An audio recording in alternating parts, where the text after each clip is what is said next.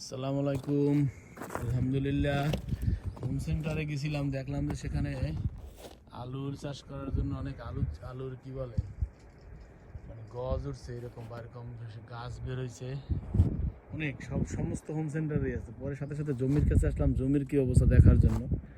আইসা দেখি যে জমি এখনো উপরে মিনিমাম মিনিমাম 1 বিঘা বা মিনিমাম 10 সেন্সির মতো বরফের উপর আছে, তুষার পড়ে আছে।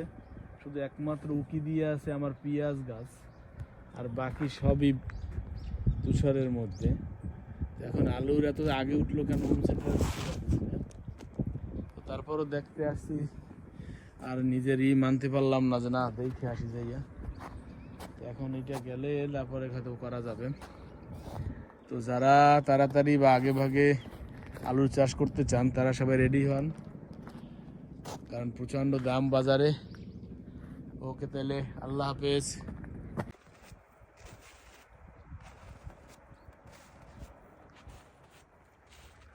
হ্যাঁ হ্যাঁ হ্যাঁ, পিএস পারাইতে আছো।